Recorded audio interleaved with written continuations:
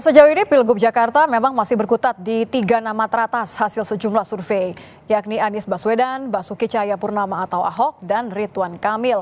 Meski demikian, sampai sekarang belum ada terbentuk koalisi parpol yang secara resmi mengusung sosok untuk dimajukan dalam Pilgub Jakarta. Belakangan, Ketua Harian Gerindra Sufmi Dasko mengatakan koalisi Kim akan mengajak parpol lain untuk bahas Pilgub Jakarta dengan sebutan Kim Plus. Lalu akankah Pilgub Jakarta menjadi pertarungan dua poros atau lebih? Kita akan bahas bersama politisi Partai Gerindra Immanuel Ebenezer, lalu ada politisi PDIP Chiko Hakim dan pengamat politik Brin Siti Zuro. Selamat petang Prof Wiwi, selamat petang Bang Chiko, Bang Noel. Selamat petang, Bang. Semua. Nitya ingin tanya pertama ke Bang Noel terlebih dahulu. Ketua harian Anda kan katakan kalau Prabowo pulang dari luar negeri nanti akan ada pembahasan soal pilkada dengan ketum parpol Kim dan plus. Ini plusnya, plus partai-partai lain di luar Kim yang diajak dan minta diajak, PKB dan PKS? Saya rasa kontestasi Jakarta ini kan menjadi penentu ya, penentu demokrasi kita ke depan. Karena biar gimana pun, Kim juga punya pilihan tersendiri dan punya kriteria tersendiri. Jadi sekali lagi bahwa apa yang disampaikan Pak Dasko sebagai Ketua Harian Gerindra, dia juga bagian dari Kim, Koalisi Indonesia Maju, dia nanti akan menentukan siapa-siapa yang akan maju yang akan mengikuti konsentrasi Pilgub DKI Jakarta. Karena itu akan dirumuskan bersama, karena kita tidak mau nanti Gubernur DKI malah tidak bisa sinergi dengan pemerintah pusat, kira-kira begitu Mbak. Tapi Kim sudah punya atau jangan-jangan menunggu Kim Plus ini karena butuh arahan yang lain, plus yang lain? Saya rasa gini, kita kan butuh stabilitas ke depan lebih baik ya pemerintahan Pak Prabowo. Ya untuk itu ya kita tetap menghargai proses demokrasi yang akan terjadi di Pilgub DKI. Biar gimana pun kan ini Kim dan Kim Plus ini kan pasti punya kesamaan ya, punya chemistry yang sama secara politik. Gak mungkin pernyataan Pak Dasko itu menyampaikan tanpa ada sebuah pertemuan, kesepakatan atau chemistry yang ketemu. Jadi sekali lagi apa yang sama-sama ingin, kayaknya ada sedikit gangguan teknis dari Bang Noel. Ini juga mungkin masih sama-sama memikirkan nih. Saya ke Bang Chiko dulu deh kalau gitu. Bang Chiko, kalau tadi nampaknya Gerindra masih dukung, masih tunggu, tidak hanya Prabowo tapi juga tunggu Kim Plus katanya. Kalau dari PDIP sendiri, Mbak Puan kan sempat ngomong arah dukungannya ke Anies sudah di atas 50%, Bang Chiko. Kalau dari hasil survei Litbang Kompas kan 17% pendukung Ahok itu fanatik ya, tidak akan dukung yang lain. Siapa yang akan dipilih PDIP? Kita menanti nih, sampai sekarang masih belum ada yang kokoh untuk diusung. Sampai sekarang memang belum ada siapapun pasangan calon manapun yang kita secara resmi atau definitif dukung atau mengeluarkan rekomendasi, bahkan surat tugas. Tetapi pada prinsipnya PDI Perjuangan yang rumus matinya atau hampir yang bisa hampir dipastikan adalah kami akan mengusung satu kader kami, baik itu sebagai calon gubernur atau sebagai calon wakil gubernur. Nah itu yang sudah hampir bisa dipastikan. Tetapi kalau kita bicara sebagai calon gubernur tentunya pada akhirnya tidak bisa mendukung saudara Anies Baswedan kan, atau bergabung dengan Kim mungkin yang juga akan menjadi calon gubernur. Artinya ada kemungkinan menjadi poros ketiga. Tapi kalau kita lihat nanti bagaimana pembicaraan dengan partai-partai politik lain, apakah pada akhirnya penerimaannya kurang atau memang lebih baik kita bergabung dengan koalisi atau kerjasama politik partai-partai yang sudah terjalin, ya itu kemungkinan kita akan mengusung calon wakil gubernur. Tapi yang harus bisa dipastikan yang sudah menjadi backup dari PDI Perjuangan adalah kami ingin mengusung kader kami, baik itu sebagai cagup maupun cawagup. Itu dulu. Nah, itu dulu. Bukan yang pasti menang, yang surveinya pasti tinggi ya Bang Chiko? Oh enggak, karena gini, bagi PDI Perjuangan urusan survei itu bukan urusan yang utama, walaupun itu termasuk dalam variabel yang prioritas ya untuk dipertimbangkan. Tetapi pada prinsipnya kita bicara soal permasalahan di daerah di mana pilkada itu akan digelar. kita bicara tentang masalah-masalah sosial masyarakat, kita bicara soal masalah ekonomi, kita bicara soal tantangan-tantangan ke depan bagi daerah tersebut. Kalau kita bicara soal DKI Jakarta yang akan berubah menjadi DKI daerah Jakarta, tentu permasalahannya sangat kompleks. Artinya setelah kita melihat permasalahan itu, kita menetapkan kriteria pemimpinnya seperti apa. Kita perlu pemimpin yang punya rekam jejak yang baik, kita punya pemimpin yang punya pengalaman, kita membutuhkan pemimpin yang punya pengalaman duduk di pemerintahan di berbagai tempat, di berbagai posisi, sehingga dia dapat memahami terkait administrasi, keuangan, dan lain-lain. Nah, kalau rekam jejak kan artinya dua-duanya juga masih punya ya, Bang Ciko ya. Anies masih punya rekam jejak, dua-duanya Ahok juga masih punya. Nama seperti Ahok muncul, nama seperti Pak Anies juga sempat diusulkan oleh DPD PDI Perjuangan Jakarta. Nah, ini kan karena kita melihat dari sisi kriteria itu tadi. Itu juga nama-nama di kader internal kami seperti Bu Risma, Pak Andika, Pak Pramono Anung, ada juga Pak Jarod, itu juga menjadi pertimbangan bagi kami. Saya pengen ke Prof. Wiwi.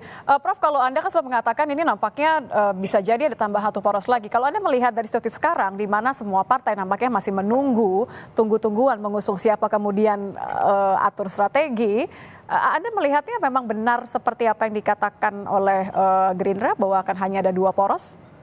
Ya, yang dikatakan Mas Dasko itu kan memprediksi ya. Jadi tidak tertutup kemungkinan akan dua poros gitu.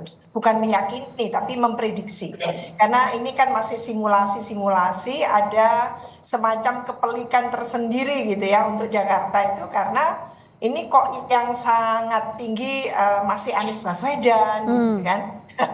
Mas Noel udah berdoa-doa jangan Mas Anies kan gitu ya. Ada Mas Ridwan Kamil, ada Pak Ahok kan gitu. Tentu masih ada ya dari PDI Perjuangan ini banyak kader-kader handalnya kalau mau. Tapi kan tak satu pun yang kemudian mendapatkan tiket sampai sekarang kan, belum ada yang berani sebut, Prof. Ini masih cair sekali, tapi dalam pengalaman empirik pilkada itu Mbak selalu menunjukkan bahwa partai-partai itu akan mempertimbangkan siapa gitu ya calon kepala daerah yang dipastikan itu bisa memenangkan kan itu. Sementara nanti calon keduanya wakilnya itu biasanya hanya menyempurnakan sebetulnya, menyempurnakan. Kalau bahasanya Anda wakil itu hanya menyempurnakan, maaf saya potong Prof. Kalau jangan-jangan memang ternyata partai-partai ini saat ini terjebak kepada dua pilihan tadi. Surveinya kan yang teratas hanyalah Anies dan juga Ahok. Iya, itu masalahnya. Jadi pilihannya agak pelik ya, khususnya bagi Kim ini mau mencalonkan siapa. Tapi yang lalu itu infonya lamat-lamat menunjukkan bahwa di Kim itu bisa jadi mengusulkan Pak Ridwan Kamil, juga Pak Ahok dan juga Pak Anies. Tiga-tiganya akan dicalonkan gitu. Ya, tiga-tiganya ya. Apakah ini akan disimulasikan sesuai dengan penjelasan dari Mas Dasko tadi itu? Ini masih simulasi, masih sangat cair. Dan jangan lupa politik di Indonesia juga di Jakarta itu sangat kontekstual. Jadi konteksnya itu nanti ketika menentukan gitu ya, biasanya at the last minute gitu, itu akan jatuh ke siapa. Tapi saat ini memang kecenderungan bahwa Anies itu on the top gitu ya. On the top. On the topnya Anies ini, Prof, Anda melihat akan membuat PDIP akhirnya akan jatuh pilihan kepada Anies sebelum saya balikin ke Bang Ciko nih. Atau justru malah ya sudah balik lagi mendengarkan akar rumput nih. Dalam politik tidak ada yang tidak mungkin ya, tidak ada yang absolut gitu ya. Itu hitung-hitungan absolut bukan di politik. Jadi politik itu seni kemungkinan dan tidak tertutup kemungkinan, bahkan Kim pun sedang mempertimbangkan apakah oke kalau Anies diambil kan gitu, atau tetap Ridwan Kamil yang diambil paksa ke Jakarta gitu ya dengan berbagai alasan untuk melawan Anies kan gitu. Kalau Ahok bagaimana, Prof? Mungkin nggak Kim menimbang Ahok? Kan top tuh. Iya, bisa jadi seperti itu, tapi mungkin Mas Ciko yang sangat paham gitu argumentasinya, apakah rumusannya ketemu kalau akan diusulkan oleh Kim kan gitu. Oke.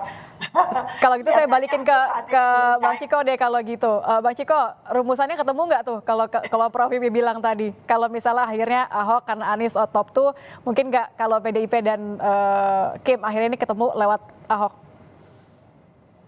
Intinya gini, kalau kita bicara soal kerjasama politik antar partai politik, tentunya kita harus mengesampingkan sosok ya. Sosok Ahok, biar bagaimanapun juga dia adalah kader dari PDI Perjuangan. Jadi semua keputusan terkait dengan pencalonan yang bersangkutan adalah wewenang dari partai. Dan saudara Ahok, walaupun setokoh apapun beliau, ketika sudah menjadi kader di PDI Perjuangan, tentunya juga tetap akan terkait dengan kemungkinan apakah Kim kemudian nanti bekerja sama dengan PDI Perjuangan, sangat mungkin karena ini terjadi juga di berbagai daerah di seluruh Indonesia. Ingat, kita ada 508 kabupaten kota yang akan menggelar pilkada, ada 37 provinsi, dan di beberapa tempat sekarang sudah terjalin kerjasama misalnya dengan. Tapi Jakarta kan beda, Bang Ciko. Jakarta kan equals 2029, artinya segala sesuatunya harus diperhitungkan. Ya, banyak yang equals 2029 sebenarnya. Jawa Barat juga bisa dikatakan equals 2029. Jawa Tengah juga bisa dikatakan begitu, ya kan. Kalau kita mau jujur, Jawa Timur pun juga begitu, walaupun begitu pun dengan Sumatera Utara misalnya. Tetapi pada prinsipnya PDI Perjuangan sampai hari ini tidak pernah menutup jalur komunikasi dengan partai politik manapun, dan semua itu terjalin di berbagai daerah, tentu dengan formula yang berbeda-beda, tidak selalu Kim secara utuh, Kim sendiri juga tidak selalu utuh di daerah-daerah lain gitu. Jadi kita juga seperti dikatakan Prof Wibi tadi bahwa semuanya masih cair. Jadi kemungkinan itu selalu ada. Tetapi pada prinsipnya hari ini memang PDI Perjuangan masih disibukkan dengan mencoba mengerucutkan satu nama kader kami yang akan kami usung sebagai calon gubernur ataupun sebagai calon wakil gubernur. Dan tentunya tetap sambil menjalin komunikasi baik itu informal maupun formal dengan masih tunggu-tungguan, Kim juga masih tunggu-tungguan, Kim Plus juga masih tunggu-tungguan. Nampaknya ini pundaknya Pak Prabowo berat sekali ya untuk menentukan kira-kira akan ditambah lagi nggak dengan obrolan atau pertimbangan dari Pak Jokowi? Ya itu yang jadi beban. Saya harus ke Bang Noel nih kayaknya yang jawab. Bang Noel. Beban kalau kata Bang Ciko tuh, Bang Noel. Nah, yang dikatakan Mas Noel tadi menarik ya, katanya bahwa apakah bisa inline antara nanti Pak Prabowo ya sebagai pemimpin nasional dengan yang ada di DKI Jakarta. Ya kalau menurut saya program-program Mas Anies satu contoh ya, karena yang terakhir Mas Anies ya. Kalau Pak Ahok kan sebelum Pak Anies kan gitu, jadi yang terakhir gitu. Itu menurut saya banyak inline-nya kalau dilihat dari asta citanya. Banyak inline-nya. Saya ke Bang Noel kalau gitu deh. Juga sangat welcome ya yang lalu itu Mas Anies dengan pernyataan kemenangan Pak Prabowo. Jadi menurut saya secara politik cair ya, dengan semua partai cair kelihatannya gitu. Kalau Bang Ciko bilang beban, Prof Wibi bilang itu harusnya nggak jadi masalah. Itu inline sebenarnya dengan Pak Prabowo. Bang Noel, saya balikan kepada Anda nih, benar beban. Ya gini, saya sedikit mau mengomentari pernyataan politisi infotainment tadi tuh sebelumnya tuh si Deddy Sitorus. Ya katanya ada yang cawe-cawe, seharusnya sebut nama aja siapa yang cawe-cawe. Kalau politis yang punya integritas dan punya keberanian, apalagi dengan demokrasi terbuka seperti ini, sebut nama dong, jangan jadi pecundang. Ini politisi infotainment gini harusnya malu-malu gini, harusnya dia bicara berbasis data. Kemudian ada battle terkait pertarungan politik dan terkait elektoral, itu sah-sah saja. Terus siapapun boleh gitu menentukan pilihan, atas merumuskan calon-calonnya. Kalau soal Kim kan jelas Bang Dasko sudah ditugaskan oleh Pak Prabowo untuk bagaimana menggodok siapa yang terbaik buat Jakarta. Nah kemudian ada. Jadi nggak benar ada yang cawe-cawe ya? Ya nggak ada siapa yang mau cawe-cawe. Kitanya itu yang politisi infotainment itu tuh. Oke, kalau nggak benar cawe-cawe, tapi benar nggak tadi ucapannya Bang Ciko, Bang Noel, bahwa ini beban untuk Pak Prabowo? Nggak ada yang beban, Prabowo tidak merasa beban. Pak Prabowo itu sampai sekarang itu pasti sangat komunikatif dengan Bu Mega. Lantas kemudian Pak Jokowi mau diadu domba dengan Pak Prabowo, itu hal yang nggak mungkin gitu loh. Tidak mungkin sekali. Sama halnya orang ingin mengadu domba Pak Prabowo dengan dengan Bu Mega, itu juga hal yang nggak mungkin. Karena gini, bangsa ini udah hentikanlah politik picik, politik dendam, politik kebencian. Makanya kenapa hari ini kita kekurangan negarawan? Ya itulah akibatnya kenapa. Ya kayak begini-gini, timbul politisi-politisi model sampah tadi itu, politisi infotainment tadi, yang akhirnya menarasikan kebencian, berantem. Nggak ada pertarungan gagasan yang akhirnya. Kita kan mau ada sebuah tawaran-tawaran gagasan besar di setiap wilayah, setiap daerah. Akhirnya apa? Pilkada itu berkualitas. Oke. Pilkada itu basisnya basis gagasan, bukan basis cawe-cawe apa. Mau sehebat apapun cawe-cawe, kalau gagasannya nol ya nggak bakal menang kok. Kayak gitu kira-kira Mbak. Saya ke Prof Vivi deh kalau gitu. Prof, tadi sudah dibilang bukan beban gitu, tidak ada yang masalah, tidak ada juga yang cawe-cawe. Anda melihatnya seperti apa? Karena kan tidak boleh dilupakan bahwa selain 3 top 3 tadi, sebenarnya masih ada nama Kaesang. Jangan-jangan menunggu yang ini? Menurut saya memang pilpres dan pilkada beda ya. Jadi kalau terjadi kohabitasi bahwa koalisinya tidak paralel antara yang di pusat dengan di daerah-daerah, itu sudah happening, istilahnya sudah terjadi lama itu. Pengalaman empirik menunjukkan selalu terjadi kohabitasi. Jadi tidak selalunya bisa semuanya seluruh provinsi di Indonesia, kabupaten kota, nggak bisa gitu ya.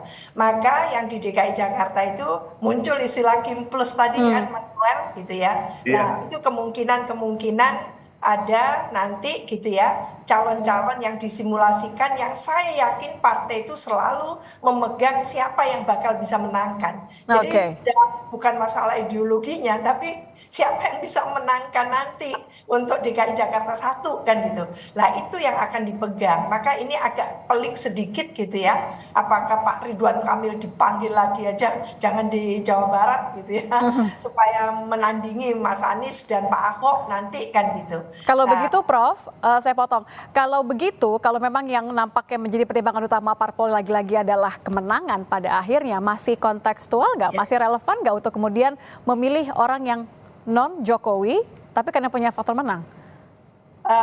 Saya sedang tidak melihat apa yang terjadi di Pilpres kemarin gitu ya akan dilakukan juga di DKI Jakarta kan gitu.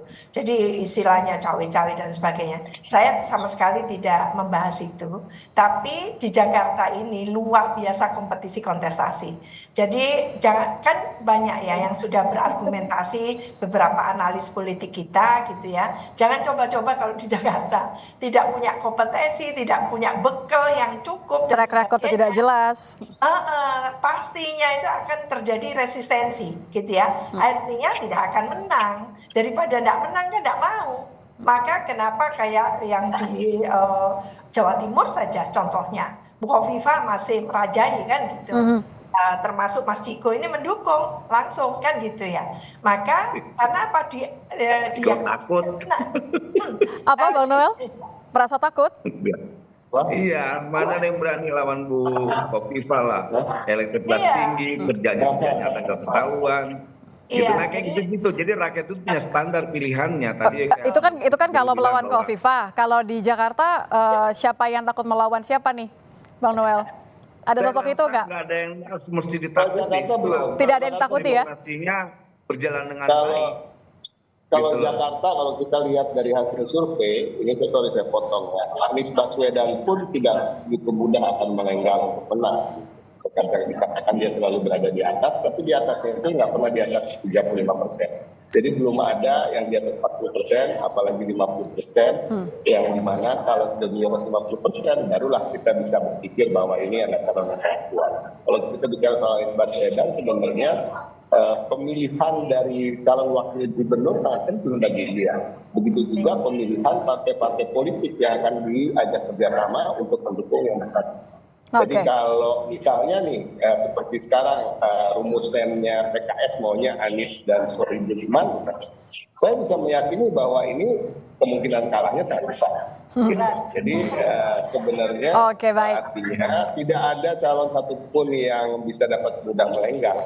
Belum ada satupun yang nampaknya juga masih mendapatkan golden ticket dari partai manapun. Terima kasih sudah bergabung bersama kami di Kompas Petang, Bang Noel, Bang Ciko, dan juga Prof. Wiwi. Selamat petang. Terima kasih. Mbak Titi, Ciko.